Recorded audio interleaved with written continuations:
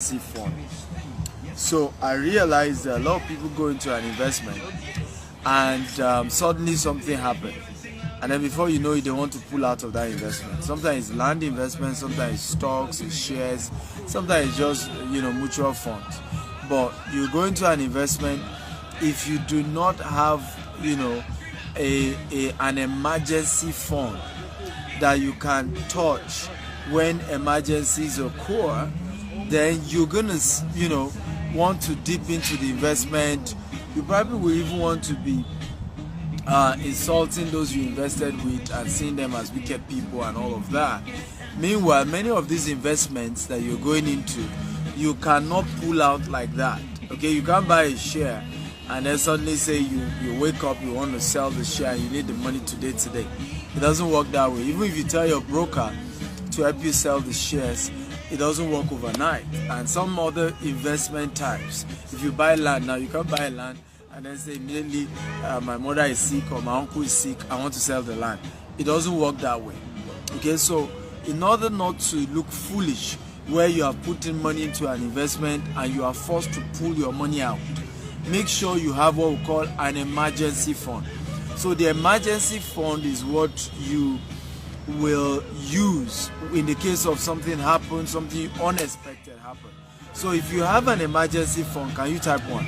If you don't have an emergency fund, can you type 2? Let me ask again. If you have an emergency fund, type 1. If you don't have an emergency fund, type 2. Again, my name is Stephen Akita. I'm Africa's most sought after investment coach. Today I'm teaching you on 6 things you need to know before you start investing. Okay, 6 things you need to know before you start investing.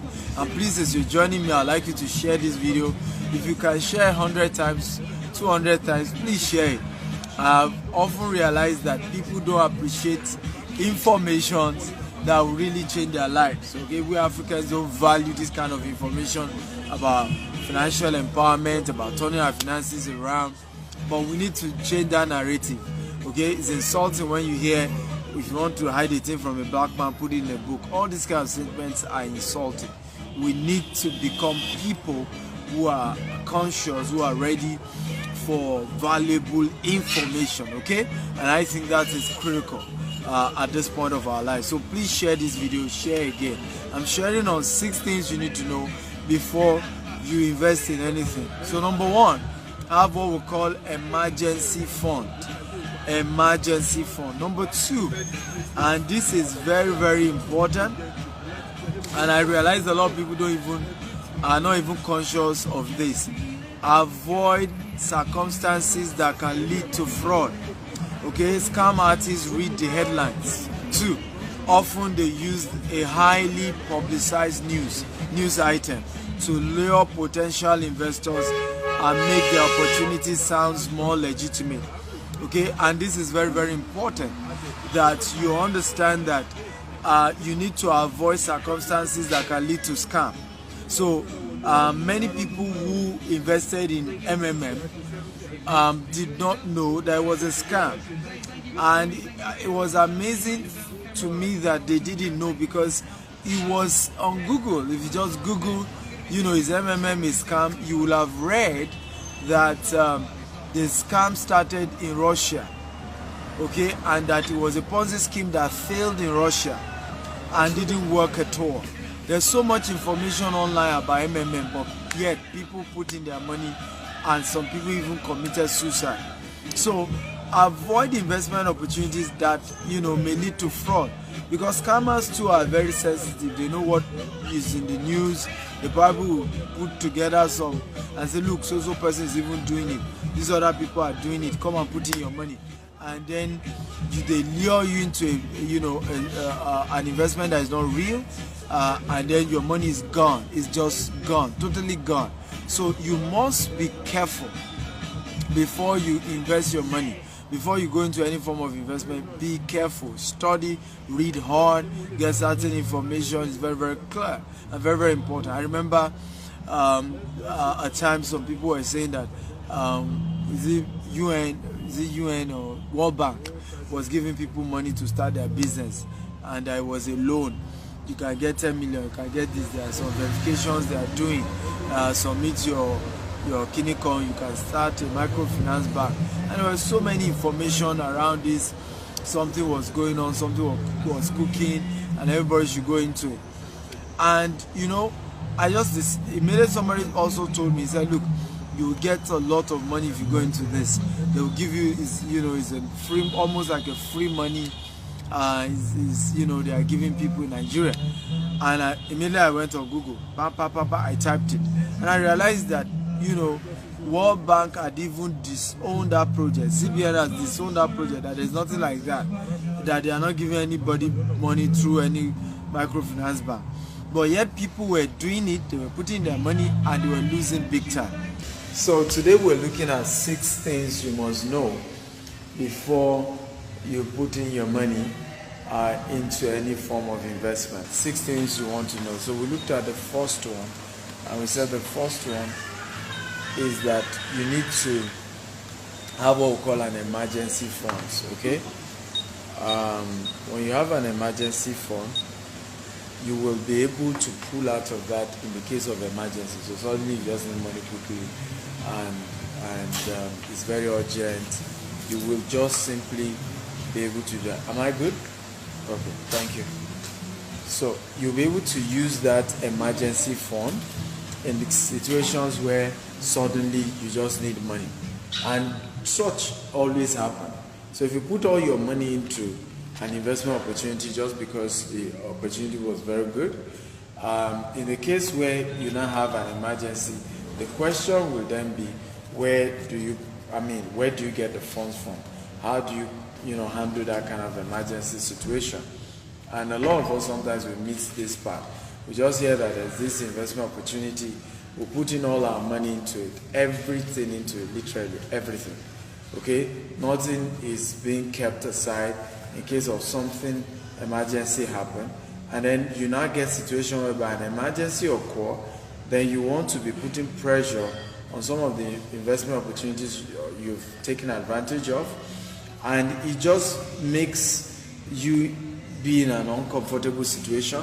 Now the investment opportunities you've done too, it puts them in a very bad, awkward situation. So, and I'll give you some example. I've had people who invested in our real estate. In fact, I'm having to say we have to change our real estate policy to that we don't do reforms again, because you have situations where people invest.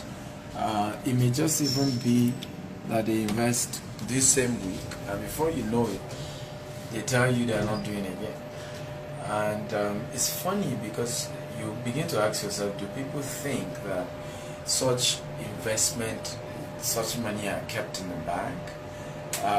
When you're into investment, whether it's real estate or whatever it is, usually the funds are being used. The funds are being used for something. So if it's a real estate investment, the money is not kept in the bank. So the company you're investing with is obviously buying more land, doing things with the land, okay? With the money rather. So you can't just go to them and just say, you know what, I just need my money back. This emergency happened. I hear things like that, my mom died, these health issues, that health issues. And they don't understand that a lot of time people don't get the fact that you don't keep the money, or investment companies don't keep money. If you buy shares too, the same thing. Even before your broker will be able to help you sell the shares, it will take a while. So have what we call an emergency money.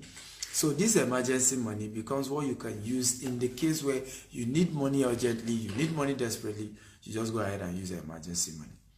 Now, so have what we call emergency money. Number 2, avoid, fraud. Okay, avoid circumstances that lead to fraud. And I shared how a lot of people invested in MMM and they didn't know MMM was a fraud. And all you needed to have done, in fact, I remember saying to somebody, is this the way, some of us can be this gullible? Because if you had just Google MMM as at that time, you will read the history of MMM. You will read the fact that MMM started in Russia. You read the fact that a lot of people committed suicide when MMM went bad in Russia. And all of that. The information are out there. But people just do not want to read. Right? So they kept saying that, no, this particular MMM will work, and were having ridiculous hopes that just didn't make sense, and people got their hands burned. So avoid circumstances that, investment, that really look fishy, that may end up becoming really fraud. Okay, avoid that. Okay, and I shared also several other experiences I've had too, where people just say, oh, there's this opportunity, oh, they are just giving, no matter the name they give it, right? Sometimes people even tell you it's an association with World Bank, it's an association partnership with World Bank, it's partnership with UN, partnership with this. That's not the case here. Okay, once the whole thing is not sounding okay, do more research. Okay, and be sure that this is real, right? Number 3, okay, overcome greed before you go into investment. Overcome greed. And what do we mean by overcome greed? Now, if it's too good, right, then to be true, then actually it's too good to be true. Now, let me say that again. If it's too good to be true, then it's really too good to be true.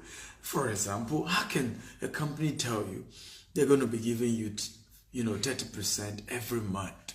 It means that that company must have been making 360% every month, okay, every year. Now, that's not possible. Even the Dangote group of companies does not grow at the rate of 360% annually.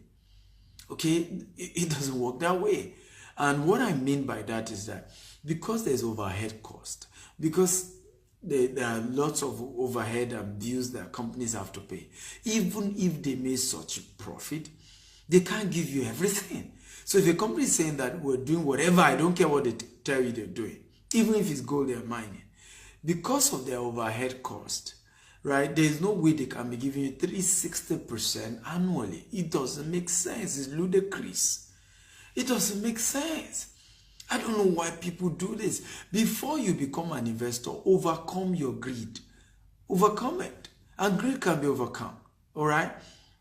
And please share this video, tag your friends, tag your loved one, let people come in here. People need to hear this, because the topic I'm treating today is what has made people to commit suicide, right? Because they don't know these 6 things I'm teaching. And so they go into bad investments, and then they lose all their money, and they're really, really, really, really in deep trouble. Okay, real deep trouble. Please share this video. Let's get people here. And as you're joining us, tell us your name and your city. Your name and your city. For some of you who want to get my book, you can visit www.stephenakitayo.com/book bundle. We're doing a massive promo. Crazy. Over 10 books given for peanuts. So go there, www.stephenakitayo.com/book bundle. My name is Stephen Akitayo. I'm Africa's most sought after investment coach, and I'm sharing with you 6 things to know before you invest in 2019. Don't just carry your money and then put into any form of investment. Get this knowledge. Overcome greed before you go into investment. Let me share with you one of the strategies to overcome greed. One of it is start giving. Practice, consistent giving. So tomorrow, we're going to Ajegunle. We're going to be feeding 500 to 1,000 children in Ajegunle. The place is called Dustbin Estate. It's an estate where people literally live. They live on a refuse. Yes, you're going to watch it. I'm going to stream the whole event live. God willing, tomorrow, we're going to stream it live. Okay? Yes, people live on the refuse. You heard me. Some of you won't believe it. They live on the refuse. And so we want to visit them, we want to feed as many people as we can feed, we want to profile some of them that we can send to school this year. And so one of the ways to overcome greed is to practice consistent giving. So overcome greed. If you do not overcome greed, you will lose money. And you will claim that, oh, you are trying to invest, you're trying to make more money. But you will take actions that will make you lose everything and put you into trouble. So if it sounds too good, then it's just too good to be true. Okay, there are certain kind of returns people say they're going to give you in an investment that doesn't make sense. Whether it's shares, whether it's mutual funds, whether it's bonds, whatever it is, there are certain kind of interest that does not make sense. Any form of investment that promises you more than 25% every year is a high-risk investment. Now, I'm not even saying you shouldn't do it. I'm just saying, don't be greedy enough to put all your money into high risk investment. Why do that? And why do people do that? You know this investment is promising to give you so much returns. Okay? That the return it says it will give you is very high. So why put all your money? Now, why? Why put all your eggs in one basket? You know that, I mean, I don't know how we find a way to convince ourselves that we should just do it. Sometimes you even say your brother said he collected the money. Yes, that he got the money does not guarantee that you will get your own. That you saw your uncle getting it does not mean you will get your own. Once an investment is very high, the returns, I'm not even saying don't do it. Don't just put all your money there. Okay, so don't be greedy. Overcome greed. Overcome greed. Okay, and one of the ways to overcome greed, start practicing consistent giving. Practice, it helps you, because suddenly it begins to make you know why God is blessing you, why you're trying to build wealth, the real purpose of trying to make money. It begins to get close to you, so that you don't just, because there's a thin line. If you're not careful, you just lose the whole reason why you want to be rich. You just lose that reason, and if you're not careful, you just mess it up big time. I remember an experience I had one time where, and it's good to, it's not even, I had to say to my kids, I'm going to be taking you out for all my charity events. You know, I have to start taking you out, because you need to begin to see things. Because sometimes children begin to ask you, Daddy, my neighbor had 2 bicycles. Why am I just having 1? Okay, Daddy, can't you get more food? Daddy, this. And before you know it, you don't know that your children are getting so, how do I put it now? And this thing I'm talking to you about leads to depression. It can easily lead to depression. Where when greed comes in, greed, because that's why they say money does not lead to happiness, right? Money doesn't lead to happiness. Because sometimes when you allow greed to enter you, you will never be able to have enough. So every day you're complaining, you want more, you want more, you want more. That's the same thing that happened to politicians who just keep stealing, looting the treasury, looting the treasury, looting the treasury every day. They keep looting the treasury and never get better. And when you see some of them, 10 years down the line, they've lost everything they looted. Because they never got, wealth is here. It's not in your account. It's not in your bank account. So avoid greed. And one of the ways to do that is give. So I'm working with my children to always follow me to charity projects so that you can see how their father is giving, and we also see people who are worse off than they are, see people who are, you know, in deep problem than they are, and begin to appreciate life and begin to understand that God is faithful and be grateful for that which they have. And I think this is very, very important. Okay. I believe strongly in what I'm teaching you guys. And like I said, I believe strongly. Number 4, okay, consider an appropriate mix of investment. So I also realize that sometimes we make this mistake where all our investment are just one single type of investment, right? So some of us who like to buy shares, everything is in shares. Some of us who like bonds, everything is in bonds. Some of us who like mutual funds, everything is in mutual funds. Okay, some of us who like real estate, everything is in real estate. Sometimes you may want to diversify. Try to make sure that you have, you know, appropriate mix of investments. Okay, some part of your investment goes into real estate, some other part of your investment can go into bonds, some other part of your investment can go into mutual funds, and so on and so forth. You know, but have a balanced mix. Okay, I have Bukola here. Thank you for joining. Please tell me your name and the city you're joining me from. And as you're joining, share this video. Get more people to watch this video. We're sharing 6 things you need to know before you invest in 2019. You know, so we're number 4. Consider an appropriate mix of investment. Number 5, and I think this is very, very important. Evaluate your comfort zone in taking risk. Okay? Evaluate your comfort zone on taking risk. And I think this is very important. All investment involves some degree of risk. If you intend to purchase securities, such as stocks and bonds or mutual funds, it's important that you understand before you invest that you could lose some or all your money. Unlike deposit, maybe you are doing some insured bank deposit and all of that, you need to know you can lose some or all your money when it comes to buying shares. Please get this right, because we've had people, even in the US, who committed suicide over this, we're investing in shares thing. Okay, some even go and believe that it's the MD of the company that has problem and want to do whatever they could do. But you need to get this here. They evaluate your comfort zone on taking risk. Okay, let an expert talk to you. Let an expert work with you. Okay, and really walk you around the concept of risk management, the concept of what is a risk. Bimbo Akintola from England. Bimpe Akintola from England. Thank you for joining. I appreciate you. Thank you very much. And please share this video. Let's get a lot of people in here. Keep sharing this video and let's get to a lot of people. So evaluate your comfort zone, in taking risk. And I think this is very, very important. Everything when it comes to investment is risky. It's very, very risky. Let nobody deceive you. There is some degree of risk in every investment. Now, does that mean you shouldn't invest? You should invest, of course. Remember, there are 4 ways to make money. You can make money as an employee, you can make money as a self-employed, you can make money as a business owner, and you can make money as an investor. Now, the business owner part and the investor part, only 5% of people in the world do this, and they control 95% of all the money in the world. So the only way you can make money while you are sleeping is to be an investor. Osaro from Benin, thank you for joining. That's the only way. The only way you can make money while you're sleeping is to be an investor.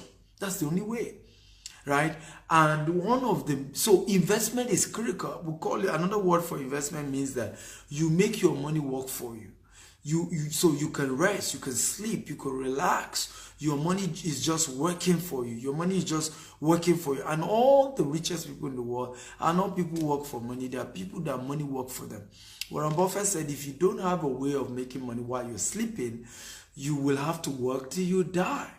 So it's critical that you get it, really sink in that you must be an investor. If there's one thing you must do this year, you must become an investor if you're not one. Now, if you're already an investor, you must become a wiser investor, a smarter investor in 2019, smarter than you were in 2018. But get this well. Evaluate your comfort zone on taking risk, right? There is always a risk involved. And don't just get it all twisted, just being so comfortable, just putting all the money out there without spreading this thing properly, without understanding the risk involved, right? And doing things properly. And that's why we always say, get a financial advisor, get a consultant, get somebody to advise you. Even me that I'm talking to you, I'm advising you when, this advice does not constitute a professional advice. It's just an advice on social media. If you really want me to be your coach, there are deeper conversations we need to make. So you cannot, and I need to tell you this disclaimer, you cannot quote me anywhere and say, I watched the video and I went to take certain risk based on the video.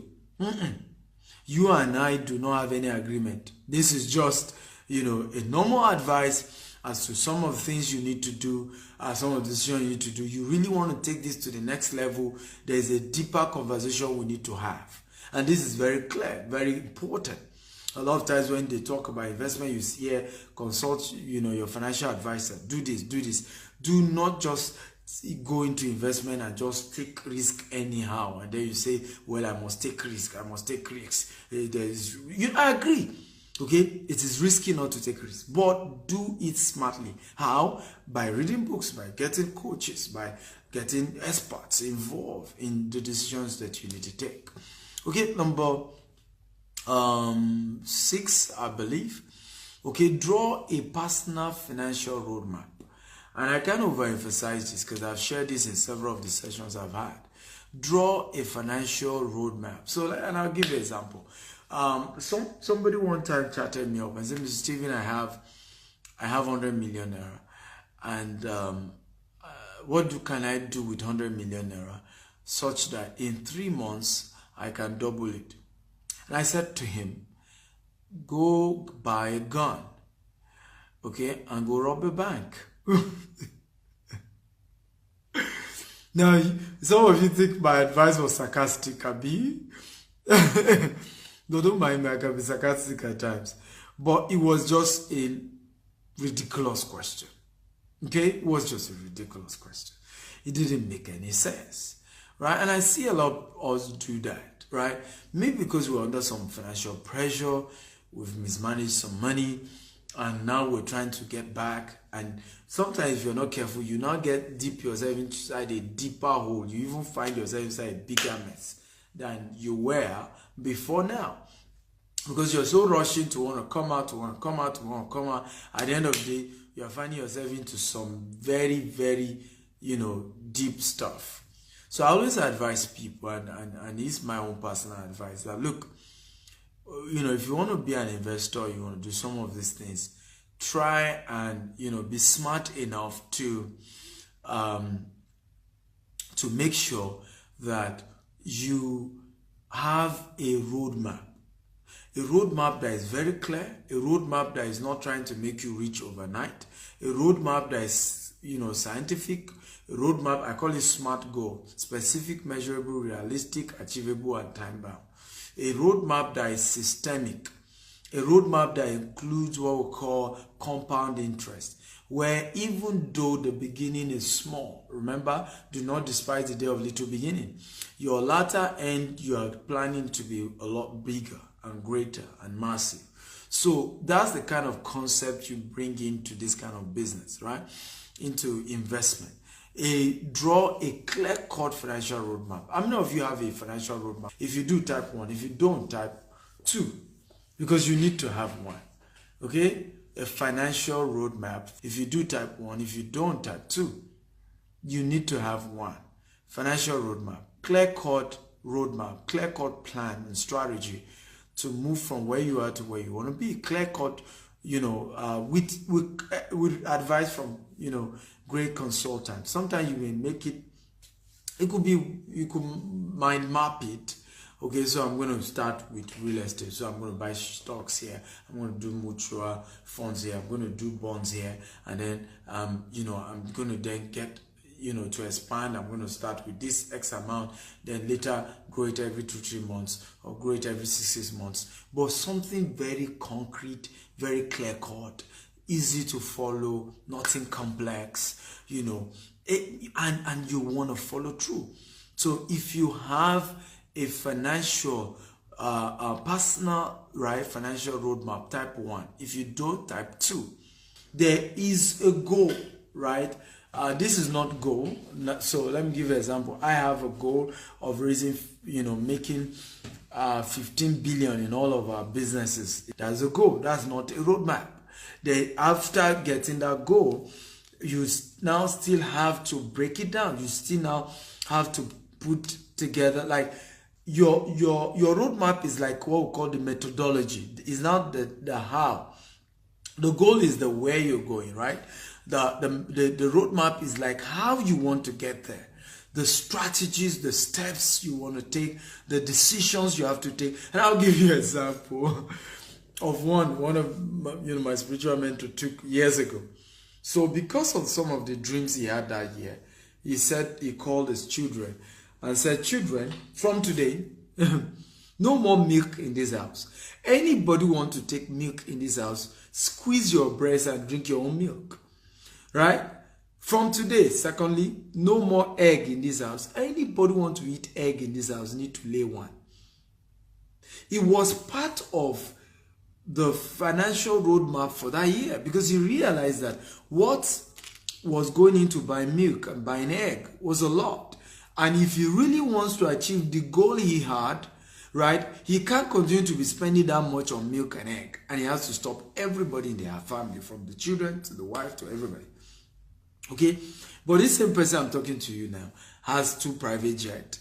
Okay? Has, estates, one of the most successful people in the world. Yeah, in fact, the richest person in the world in his own field. But years ago, he had to tell the children, no more milk, no more egg. So in your roadmap, some of those kind of things may be there. Some of you may have to have in your roadmap, you may have to include under the prudency part. You may have to include the fact that I will only shop once in 2019, right? Some steps have to be taken. Serious steps have to be taken. You cannot continue to spend money the way you were spending money when you were not an investor. The same way you're now spending money now that you're an investor. I give you another strategy. Even me, I'm trying to work on that too for this year. What are the things I can cut? One of the strategies that a friend of mine, similar to the earlier story, is a story a friend of mine was sharing. So he was building his house, 6-bedroom duplex in Abeokuta, but he used to buy block for 200 naira per block. But every week they buy a carton of Maltina. He just loved Maltina. A guest come, do you care for Maltina? He was just this Maltina guy, and that was him. But one day he started meditating. So he realized that he spends a whole crate of Maltina and a single bottle of Maltina was then that time 200 naira. So you have maybe 24. And he dawned on him one day that is 24 blocks. 24 blocks going every week. So he did a calculation in a month how many blocks was going. In a year, he had to say, yeah. So he called the wife and said, from today, no more Maltina. Some of you who are from Nigeria or Africa, you know Maltina. It's a particular, we call it a beverage drink now, non-alcoholic. All right. So he had to say, from today, no more Maltina. Right? Maltina then was like 50 cents. Maybe like 60 cents in the current value. But he realized that a single block was going for that 60 cents. And that is 24 blocks. And he was still building his house. And that, according to him, stopping Maltina helped to speed up the pace of him building his house. You see what we're talking about here? Just speed everything up. Speed it up. So, guys and ladies and gentlemen, I really want to encourage you guys that there is a lot of work that has to go into your roadmap. For those of you who have one, then you've seen some other strategies you have to put in place. You must, in your roadmap, one of the critical components, I'm not going to, because today is not, maybe tomorrow I may take this topic, developing your financial roadmap. But one of the components that was being your financial roadmap is the prudency part, okay? And so under the prudency part, you want to say, what do I need to cut, okay, to be able to pay for my deficit in 2019? What do I need to cut? What are some of the bills I need to let go? Cut them. And then what are some of the things I need to buy? What are some of the things I need to invest in heavily? Because sometimes we make this mistake where we think it's all about cutting. It's not just about cutting. You have to cut and put money in some things. The reason for wealth is to give back. The reason you pray to God for money is to be able to help people. But you need to know, God will never give you some money if you have not proved him right. How do you prove God that you're worthy for the kind of wealth you desire in 2019? It's by giving the little you have. People always tell me, Mr. Stephen, you can give, you're a rich man. I laugh. I'm not. My company is rich. I'm not a rich man yet. I'm on my way. I have lots of bills. So we assume that giving is a job of rich people. It's a job of everybody. We all need to build a culture of giving. Everybody needs to do that. Okay? It's not, an African needs to wake up. We need to be givers. We need to build giving culture in Africa. Okay? We need to. Please. We can do this. We can become givers. We can do better than we're doing. It's the job of all of us. And that's why God will bless you. When he sees that your heart wants to give, when he sees that your heart desires to change the world, when God sees that your heart wants to make a difference, he will give you money. He will bless you. Okay? But when you're saying that, my salary is just 15,000. Ladies and gentlemen, 1,500 naira will do a lot of good to children in Dustbin Estate. You will be shocked. You will be shocked. And one of the things giving does, he makes you grateful. Because suddenly you begin to see that God has been good to you. You may not be where you want to be, but you're not where you used to be. You may not have everything, but you have some things. And it just brings in this gratitude heart.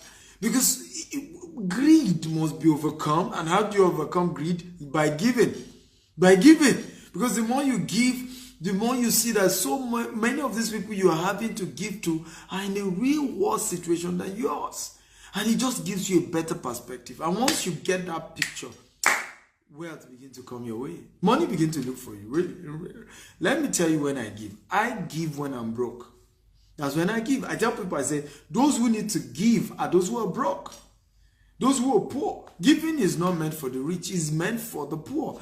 Because he that sow reapeth. Okay? It says, as long as the earth remains, the time of sowing and the time of harvest will not change. Okay?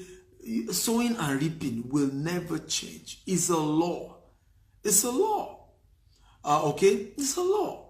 So it's unfortunate that a lot of us desire wealth. We want to be rich. But one of the things that should be in your heart is, Lord, who must I give to? Who must I change their story? Who can you use me to bless? Because God will only give you wealth when there are people you are going to use it to distribute to. Wealth is not meant for you. It's meant for distribution. God only gives you wealth for the purpose of redistributing it.